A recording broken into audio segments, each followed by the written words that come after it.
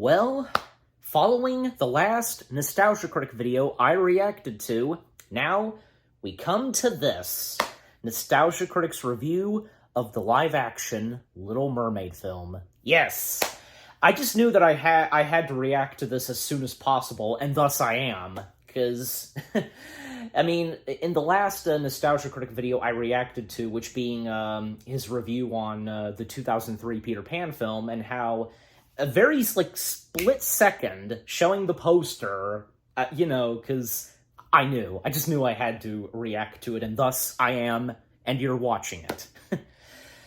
I'll be very honest. I'll be very, very honest. The live-action Little Mermaid film, I thought was pretty good, pretty decent.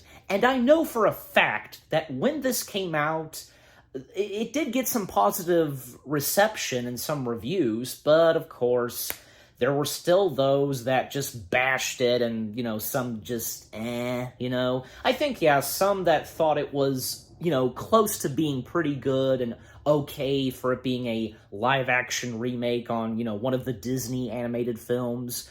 And, I'm sure for those who did the live-action Little Mermaid film, they tried their very best. I mean, I've gone on saying this. You can't expect live-action remakes of Disney animated films to be exactly the same as, how the animated ones turned out. You know what I'm saying? There's always going to be some changes here and there, but they still follow the storyline on where it's supposed to go. You know what I'm saying? There's that. The Lion King and Beauty and the Beast, they follow the exact same story as the animated films were, and, exactly the direction it's going, from each scene, you know what I'm saying? From being at the village to when, Maurice went to the castle, and then Belle, I'm sorry, Belle, went to the castle, and from there on, and for Lion King, because, a young cub was born, and, when Simba and Nala went to the elephant graveyard, and then very later on, Scar set up to, kill his brother and his nephew and so on, to meeting Timon and Pumbaa, to going back to the Pride Lands. You get my point. So yeah. With the exception of Jungle Book, hey, the live-action Jungle Book film was pretty awesome, and it didn't follow the same storyline as the animated film did. Well, none of the other movie adaptations of the Jungle Book do the exact same story as the other one did it. You know what I'm saying? Yeah, I have a good point there. But yeah, so for the live-action Little Mermaid film, back to it, because, I think, first off, I think the casting was pretty good, and the CG and visual effects were pretty amazing. Golly, how they shot, the characters underwater, and you look at the behind the scenes, that's amazing, God, and how people reacted to seeing how Sebastian, I remember that very well. People they panicked over the first look of Sebastian in the live-action film. He's a crab! This is live action. You can't just expect, animal or sea creatures to look exactly as how they looked in the animated film, the best examples, I should say, Jungle Book and The Lion King. That's just not possible, okay? They're live action, so they have to look like real animals, sea creatures. I could go on. Anyways. Alright, so enough said. Let's see what the Nostalgia Critic has to say on the live-action Little Mermaid film. Also, heads up, I'm actually eating breakfast while I react to this, as I usually have something to eat. Sometimes, when I react to something. But anyways, enough said. Let's get this video started in 3, 2, 1, begin. This episode brought to you by Stamps.com. Why go to the store to get stamps when you can have them printed right at home for your convenience? Also brought to you by DoorDash, the app that brings you food you're craving right now, right to your door.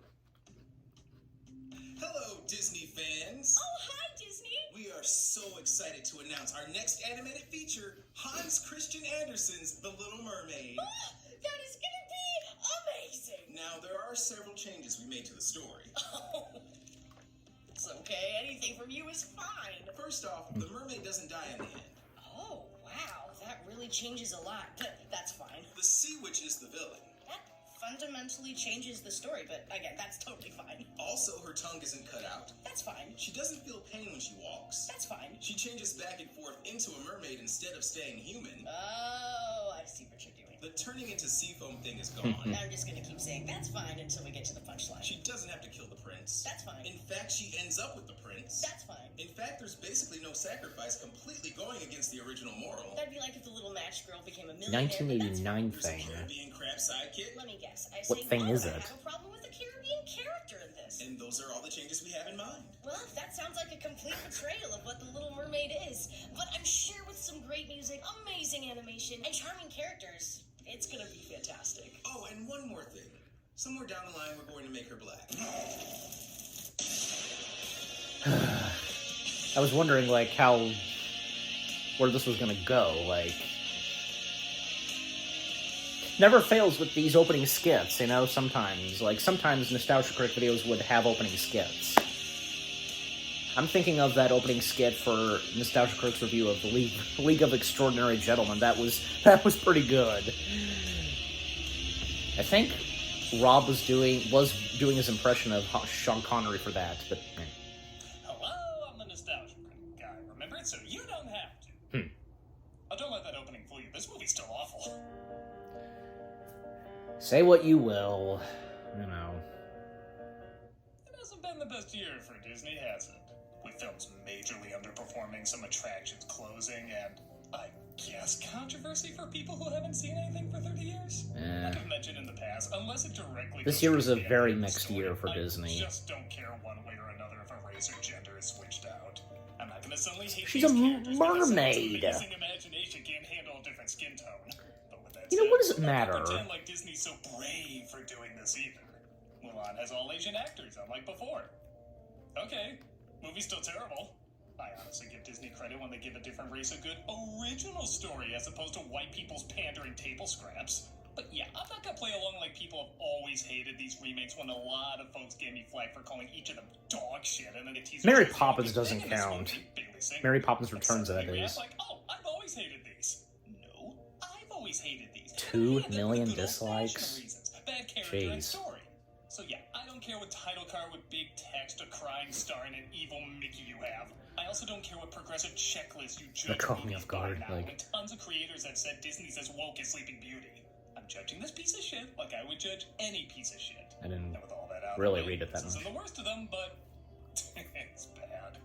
I really like the original one despite the major changes to the story, and the idea of giving it the same treatment that made Simba and Mufasa look at each other with epic indifference is not an accomplishment. So, in what way does this Disney remake meet the same blandness as the other Disney remakes? Well, let's take a closer look. Okay. This is hopefully a fad that's wrapping up soon, The Little Mermaid.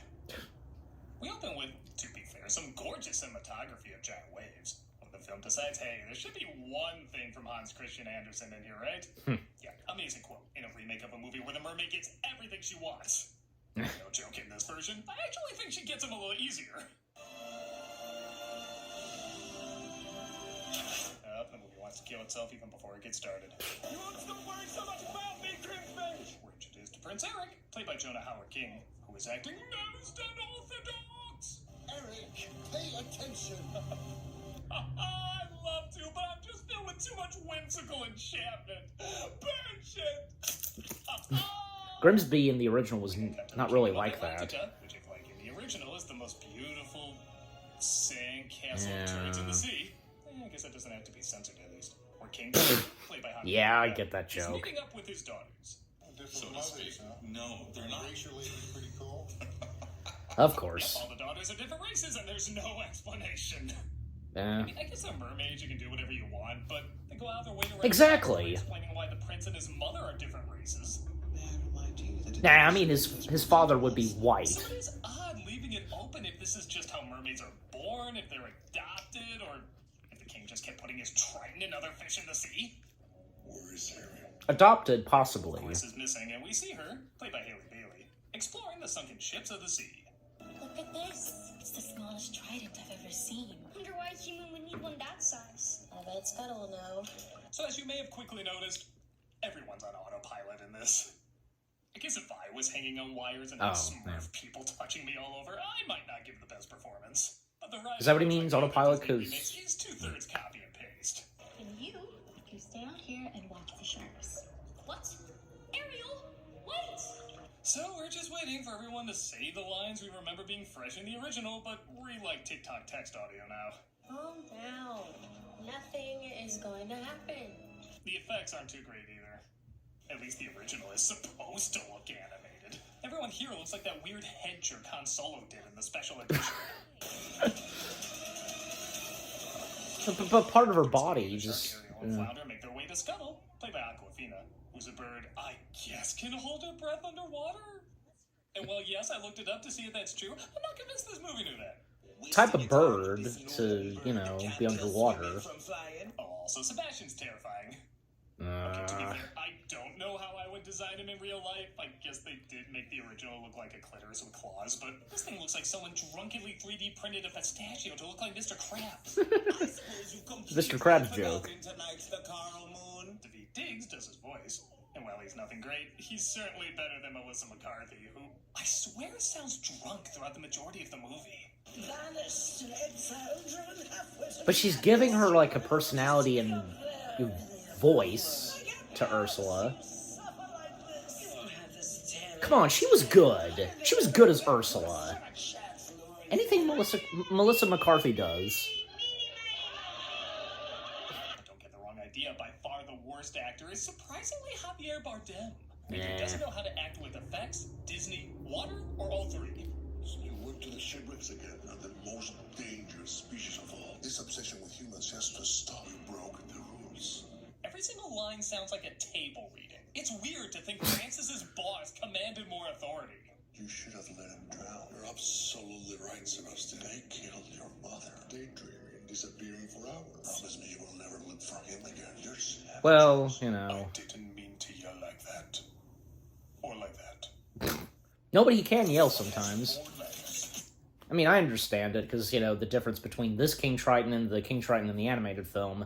I don't know, but Javier, like, he's a good actor, and I'm sure, because, you know, he did his very best, you know, and besides, I read that he expressed interest in, you know, playing the role of King Triton, and thus, he got the role, so, good for him.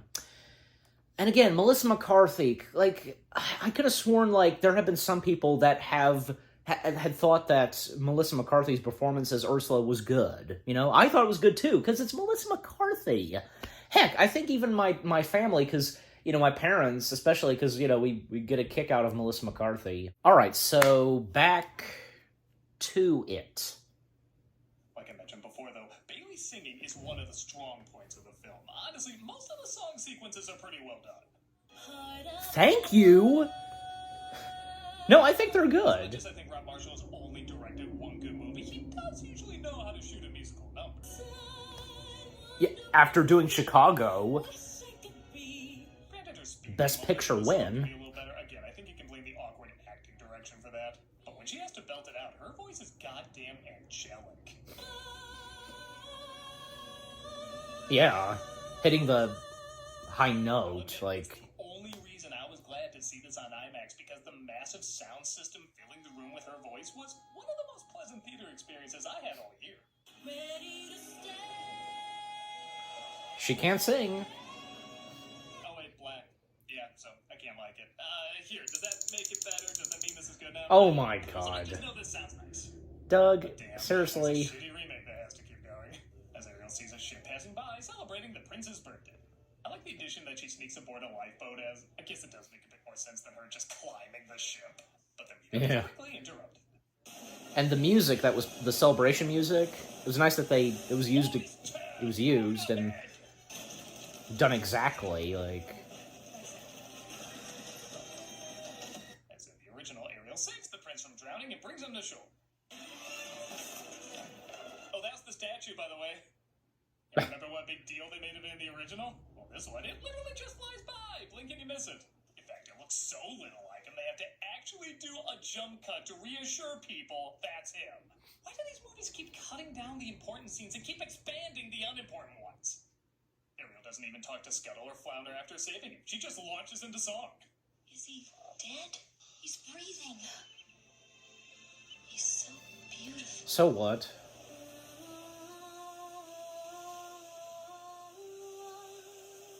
And look, I know these moments aren't long, but they are important.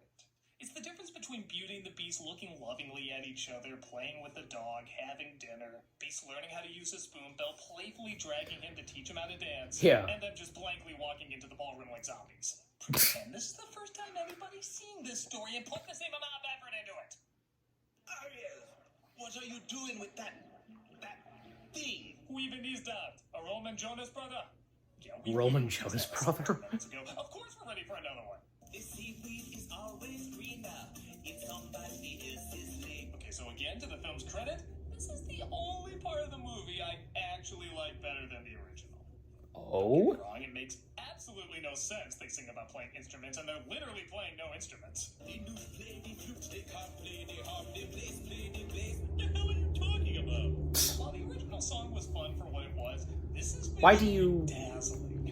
Yeah, oh, I mean, I won't... You're not wrong, it is. Moments like this are colorful, creative, Yeah. and real life to them. It's very I colorful. think they knew Bailey's voice was the best part of the film. They let her sing a lot more in this. Unlike the animated one. Yeah, I never put together. Ariel only has one song in the original. I guess 1.5 if you count. Oh, yeah, that's right. But again, that's not much. Imagine if Cats Yeah. did cut that song out. Eric would be like, A girl rescued me. She had the most beautiful, quiet Yeah. reactions. I like Yeah, because Katzenberg, you know, if you know that story. literally has nowhere to go at the end of the song. Ariel. Guess she was just bored. God, this writing's bad. But Flounder... See Eric with his mother, the queen, which on a side note, I always give credit when a story actually shows a prince or princess's parents. It always feels weird when you hear they rule everything, but there's never a king or queen in sight. Yeah. Which is played very well by Noma Duma Sweeney. But man, That's one good thing that came from who enjoyed those this. political talks about foreign negotiations in the Aladdin remake. Oh, you don't even remember? Fear not, you won't remember this either. Trying to reach out to other cultures so we don't get left behind. Risking your life on some trade. You know, on this last trip, we traded our cane for 20 cases of quinine. We cannot keep tempting fate like this. They use it in Europe to treat malaria. Your responsibilities are here. How many shipwrecks have there been in our waters this year? 6, Your Majesty. Did you hear that, Eric? Should we put a C-SPAN logo at the bottom of the screen? Who cares? Oh, and to make things weirder, the queen actually believes there are people living in the ocean. The sea gods are against us, eroding our land from under us, stealing it back into the ocean. Wow, that not only sucks out the mystery and enchantment of discovering mermaids, but it also makes them pretty dumb. Why wouldn't you reach out? This isn't like a foreign country you might be at odds with. This is like an alien race that might have some supernatural shit. Wouldn't you want to know as much as you could about them? No more voyages, and no more chasing after girls who don't exist. You believe in sea gods? Why is it so hard to believe a girl from the ocean saved you? Yeah. Thank God, a pointless song will save the day. In the Broadway show, Eric does have a song number. So it's only fitting enough. Okay, you're almost passable. Same goes for Beast in Beauty and the Beast. You're not Russell Crowe. Can we just play Bailey's music over him? You're not Russell Crowe. Again, just to clarify, loved by audiences. It's a quiet village. 2 million downloads. Part of that world. I don't know about everyone else, but I just don't know about everyone else. Yeah, you have a good point. Another ad. I can't skip it. Don't you just love it when you can't skip all ads, you know? Well, this one I can skip. Yeah, okay, that's strange, because... Okay, I think I get what Doug is saying, that everybody loved Emma Watson's singing, but for Haley Bailey, I think, yeah, I'm saying her full name right, the fact that, like, as Doug showed, like, a video of her singing Part of Your World got 2 million dislikes. I understand, yeah, I get Doug, like, don't understand some people, like, you know, it's just strange. I'm not trying to be mean to anybody, you know. I don't know, they have their very own opinions on some certain things, like, when it comes to some Disney materials, especially the live-action ones. So anyways, I think this is where... yes. And, yeah, Christmas, so...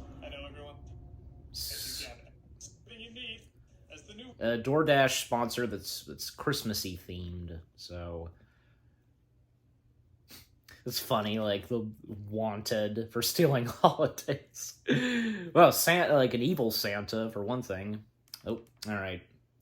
Okay, so back to it. Doug plays Spider-Man 2 every Friday on Twitch. We also have content 5 days a week. Hope to see you there. Yeah, there were many times where Doug had to cancel streams, because of the condition. But before Sebastian accidentally tells Triton about Ariel's crush, forcing him to lose his temper if there was in fact any temper to lose. You're savages. His own temper, right? They killed your mother. All 7 of them. He's compassionate and kind. He's a human. He saved his dog. That dog could have been the next Mussolini. No, please. He destroys everything as half-assed as possible. I'm sorry, just compare how traumatizing this moment is compared to them barely even pushing each other. I can get another 5 below. Seriously, there is no emotion to this scene. He can be so angry. Auntie Ursula says she can help, though. And yes, I did say Auntie, which apparently is a holdover from the Broadway show. I guess it doesn't take away anything, but it doesn't really add anything either. It'd be like finding out Scuttle and Wilbur are related. Who cares? And she tells Ariel to I didn't think of that. Like, it's nice that they Bitch, you invited me! take Nobody's things killing the creatures in this one, so that scene makes no sense. they take things from the Broadway shows, from this and Beauty and the Beast, No, really, is she supposed to sound like Madeline Kahn from Blazing Saddles? They're gonna play the clip, I assume.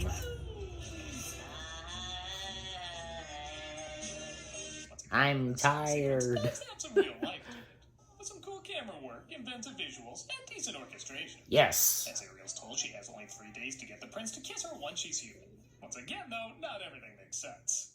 And you belong to me. No, Ariel. Shh. Why'd he shush him? What was he like? Shh. I want to hear where she's going with this. There's also this weird line. Not to be heard, I guess, by Ursula. What joke am I even supposed to make to that? And then there's this plot thread that for the life of me, I can't follow. Slip a little something extra into that spell of mine. She won't remember she needs to get that kiss. What? I get people try What? to explain this to me, and funny enough, they usually get confused trying to explain it. I'm told it has something to do with the Kiss the Girl song being offensive, and this somehow fixes that. Well, why doesn't she just make her forget she even wants the prince if she has that power? Also, I'll just say it, I don't get what the hell's offensive about the Kiss the Girl song. Like, Me what, neither. Does she not want to be kissed? Everything about her body language and Well, literally the plot of the story says she does. Yes. About the prince being put under peer pressure? That seems kind of silly. Is it pro-capsizing? I don't get what's wrong with this. What do you guys say, the prince can't save Snow White's life because she didn't consent to the kiss? They're really saying that? So what's the happy ending supposed to be? He just lets her die? Maybe. Might I make a recommendation? Perhaps, just perhaps, people know these are fairy tales, as in not real life. I mean, crap. Come on, do we need people. these disclaimers at the beginning while we're at it? Look at me suddenly, I am on land and I'm free. Don't mind me. Ariel's given another song when she's on dry land, as she mentally sings about all the emotions she's experiencing.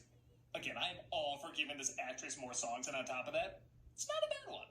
No. I like just relying on Ariel's expressions in the original, but because this is a remake, I want them to do something different. This is a new way that expresses Yes. what she's going through that's both unique and fits. It's nice that we get more of Ariel singing, unlike... She gets another song number, unlike the animated film. Acting suddenly turns on. Again, I give credit, she's not just reenacting the big expressions from the original. She's much more reserved, but you can see she's taking everything in. You can see her eyes darting at everything. You Yes. can tell it's sensory overload. Yep. Acting like she's both a little afraid, but also really excited. Literally a fish out of water. There you go. Doing here. Oh, has Ariel killed the prince yet? That's the original ending. God, imagine the disclaimers if they did that. Don't kill your They crushes. also did give Eric and Ariel more time together. Which, as I said in the review of the original, I think it would have made more sense if they grew their chemistry before she became a human. Right. Like maybe they talked for a long time, but she couldn't reveal herself to him. Right. I don't know. Structurally, I think that makes more sense, but I do like they give them more scenes to build chemistry. Yeah. Oh, by the way, did you think Ariel was the Little Mermaid? Pfft, dumbass. My Little Mermaid. I found her on the coast of Cartagena. Yeah, it's this thing that impacts the story in absolutely no way. Let me guess. The title is offensive now, isn't it? Well, I can't wait until Disney does a remake of the remake so we can get this title. Oh, I didn't have time to read that.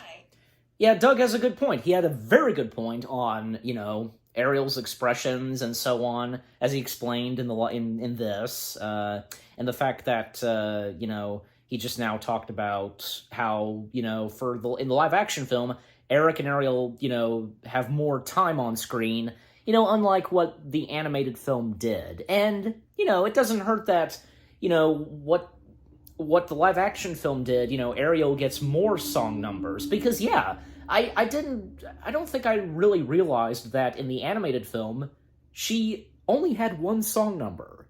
Just one. So, yeah. And it's nice that, because she lost her voice, obviously she's singing in her head. We can hear her voice. That's nice, like, yeah. You know, the Little Mermaid statue that Eric has, well, I don't know. I mean, I didn't complain when I watched this for the first time. And by the way, yeah, because I just remembered, I of course reacted to Nostalgia Critic's review of the original / animated version of The Little Mermaid, if anybody wants to go check that out. But, alright. A Febreze ad. There's a lot of Febreze ads on YouTube. There are those and Old Spice. So, yeah. Alright. And Peacock. An ad for something Peacock. Alright, so there's that on what Doug said, you know, the last two things he talked about. He had a very good point on, so let's see what else he's gonna say. Alright, continuing. Get a cute cameo from Jodie Benson and another nice Yep. scene where Eric tries to guess Ariel's name. Again, this is one of the few moments I actually like better than the original. Aries. Ari. Wow, it's nice to finally meet you, Ari Bubble. It's the same idea, Ari but Bubble. with a new spin. That's what these movies should be. But we go back Yes. to paint by watercolors as Ursula, like in the original, uses Ariel's voice to change her form and hypnotize the prince. Yep. Aw, couldn't she still sing like McCarthy? No, obviously not. Remember that additional song earlier that really fit in with the others? Let's balance it out with one that doesn't match at all. Well, I was flying over land and sea and ear to the ground. Okay, let's see. Who said but who does that? Yeah, it ends as fast as starts skipping. Ariel sees the downvotes work though, and she's been replaced by a white one. You shall introduce your intended to the court. All hail the Hypnotoad. I mean, yes. Once again, everything is beat by beat the same. With Skeletal seeing the new bride as Ursula, letting Ariel know, and all of them banding together to get her voice back. Well, and Ariel had another song number, an emotional one. Eric, it's me! Gotta say that. Speak Turns out, of though, she Gollum. turned back into a mermaid, and Ursula grabs her. Oh,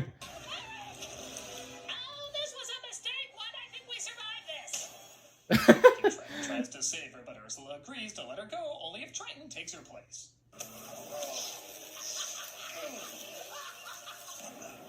She turned me into pea soup. Pea I still soup. found a way to make it boring.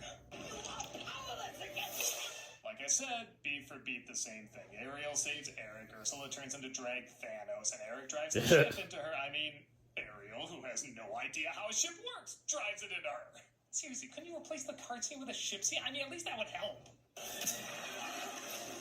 Well, I mean, she's seen On ships the one and... hand, this is kind of all her fault, so I guess it's kind of taking responsibility, but wasn't Eric killing Ursula how Triton saw not all humans are bad? I guess in this one, he's like, You know, I loved him as Roy Lawrence in Little Women. Anyone who looks good in a top hat can't be evil. Doug has a good point, you know. Triton somehow brings him back to life. I don't know. And he returns to his majestic indifference. All that matters now is that you're safe and home. Again, I hate emotional like that. We need a boat. We have to find her. And then what? Well, Shape of Water banging, obviously. Our worlds were never meant to be together.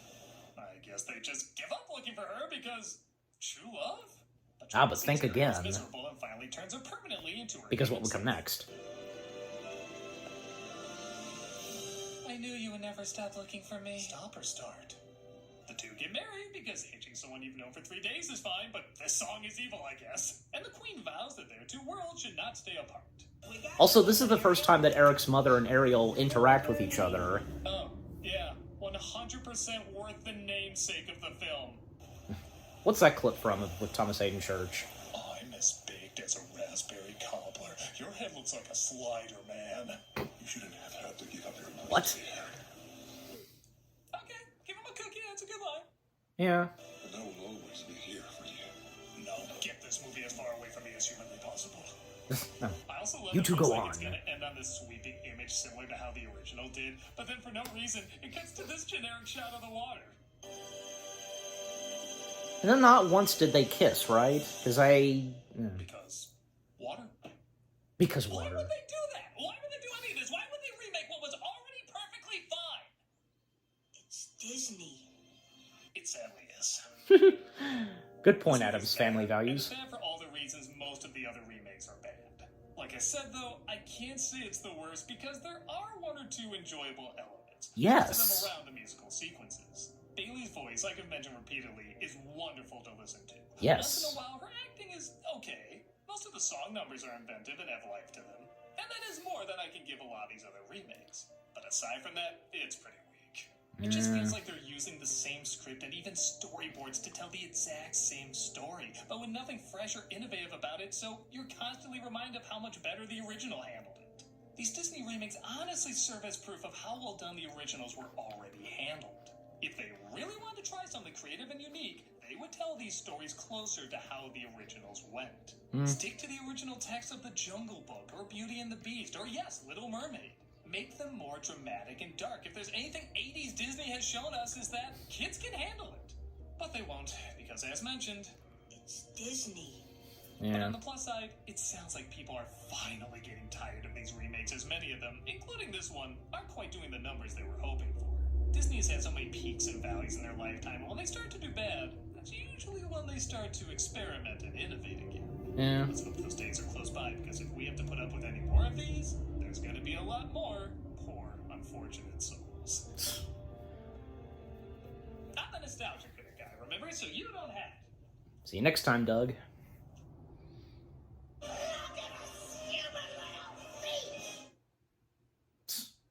What exactly is she saying? Because all right, and that's it. So I don't think I quite got that. Like, what is she saying? Like something about human feet? I don't know. Okay, all right. That was okay. Nostalgia Critic's review of the live-action Little Mermaid film. Not bad and understandable on what he truly had to say on how this film really is, but he still had some positive things to say on this film. But more on that, for what I have to say, in the jump cut. Hey guys, so that was my reaction to the Nostalgia Critic's review of the live-action Little Mermaid film. And again, as I said, Nostalgia Critic's review on the live-action Little Mermaid film, not bad and understandable what he really had to say on this, and, but again, positive things that he said on this, because this film, the live-action Little Mermaid film, it did have some really good stuff to it, because, again, how he explained on Ariel and her facial expressions and the fact she gets more song numbers, more moments with Eric and Ariel, and, the fact that, we do get to see, one of the royal parents, unlike some of, the Disney animated films where we didn't see the parents, because in the original Little Mermaid, we never saw Eric's parents, nor were they really mentioned, I don't think. No. Some of the visuals and the beautiful coloring and lighting was pretty good, as he explained. I'm surprised that he did not point out, because I thought this was pretty cool. Ursula's tentacles, they were glowing. That was pretty cool. And again, Melissa McCarthy as Ariel, not Ariel, Ursula. She was good. Come on, she was good. It's Melissa McCarthy. And yeah, Haley Bailey as Ariel, she was good too, Yeah, but there are, as Doug pointed out, some moments with her, in her acting. But, I think she was pretty good, in the entire film. And her singing, of course, was fantastic. And you know something? Because this popped in my head, and I have to mention this. I saw this, I've seen this, both on Facebook and TikTok, where Haley Bailey, I think it's Haley Bailey. I don't know. I need to see how how the name is said. I apologize, okay, and no hard feelings to her. I hope she would understand. I'm sure.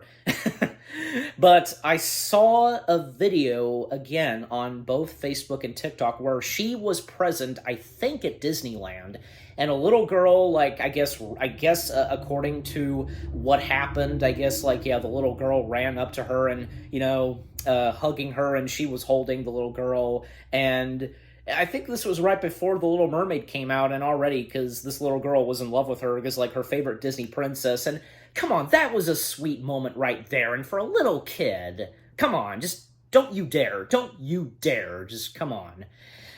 And also, because, also, again, the other song numbers that Ariel has in the film, because 2 songs that she sings in her head, because, she can't speak, pretty good. And, because that thing in the original Little Mermaid film with Ursula, where she, her garden, I think it was best, this is me talking, and in my opinion, I think it was a good idea that for it not being in the live-action film. I think that would have been very disturbing in live action, don't you think? I mean, at least something like that was in there, because at one point one of them grabs Ariel, but it's not really like what it was, it's something else in Ursula's lair, so, it's like some changes in this, because, as I said, there's always going to be changes in the live-action remakes. Ariel being the one driving the boat and, ramming into Ursula, I think that was fine. And, because she has taken full responsibility on all that she's done throughout this film. There's that, and in the animated film, because Eric, killing Ursula, being the one, and, Triton realizing that, humans aren't really that bad, and especially, Eric. So, because, the fact that, he killed, the biggest threat to the ocean, and of course, to the mer people, to King Triton and so on. And by the way, because, Doug only mentioned this once, and not throughout the rest of his review, because Ursula being Ariel's aunt, because, well, obviously, and in the original Little Mermaid, because Ursula obviously has some connection to King Triton and the Mer people, and the fact that she clearly mentions that, she was banished and practically starving. And, the possibility that, and how the live-action movie establishes that, how Ursula and King Triton are related. They're like brother and sister. Okay, that's fine. So, and again, what Doug had to say on, the sea creatures and Scuttle, how they look in CG, and especially Sebastian. I should have figured he would mention that, and come on, he's a crab. How long do I have to keep saying this? Because he's a crab. This is live action. They have to look like actual sea creatures. You get my point. So, yeah. And, by the way, because some moments where Doug said that he likes certain things in the live action better than how it was done in the animated film. Okay, I mean, it's his opinion, so... In fact, because... I don't think I remember he established that, he really is not into the Under the Sea song, and he much prefers, the Poor Unfortunate Soul song. Hey, just with how he feels on the songs from Lion King. he rather prefer Be Prepared than Hakuna Matata. So, yeah, and by the way, him mentioning Jeffrey Katzenberg, if the animated film had cut out the part of Your World song, like, yeah, again, if you know that story, I tell you, because Katzenberg and his moments at Disney, and the ending to the live-action Little Mermaid film, I had no problem with it. I didn't complain. And again, I think I'm correct. Not once did Eric and Ariel, like, kiss on screen. I'm pretty sure as though, yeah. But, and again, it's nice that, about the Broadway shows, it's nice that some of the live-action Disney films from this and Beauty and the Beast, they incorporate some stuff, from the Broadway shows. I think Aladdin did as well. Yes, because Jasmine, in the live-action version of Aladdin, does have her own song number. And just like, obviously, in the Broadway show, and Aladdin the musical that was at Disneyland, Disney's California Adventure, that is, she had her song number. So there's that. Good examples right there. But overall, what Doug Walker, aka the Nostalgia Critic, had to say on the live-action Little Mermaid, I think it's understandable what he had to say, and he made a good point, and sure, I can't deny it either. The live-action Little Mermaid film, is not the all-time best, and obviously it cannot top off, the original, and, well, neither can the other live-action remakes, because, they can never top off the original. I know I've said this before, and, as I said, there's always going to be changes when it comes to remakes, and especially the Disney live-action remakes. You just can't expect it to be the exact same as how the original did it. I guess it would be kind of boring, I guess. I don't know. And honestly, like, what Doug said, one more thing, what Doug had to say about, like, what he said at the end, they would, like, storyboarding and, doing the live-action films. Well, at least they do have the animated films to look back on and to see how to do it, and it's easy for them, if you get what I'm saying. But yeah, overall, Nostalgia Critic's review of the live-action Little Mermaid film, not bad, and yeah, what he had to say about the film, it's understandable, but again, some positive things he had to say, and I agree on what he had to say, because again, it did have some good moments. And what about you guys? What did you think of the Nostalgia Critic's review on the live-action Little Mermaid film? Like, do you agree on what he had to say and, the positive things he had to say that I agree on as well? What did you think of my reaction? Leave comments and give this reaction video a like, as always. So, with all that being said, thank you very much for watching. I hope you guys enjoyed my reaction to the Nostalgia Critic's review of the live-action Little Mermaid film. More reaction videos are on the way. They're going to be awesome. Keep looking forward, and I'll see you guys in the next video /reaction. Take care, and peace out.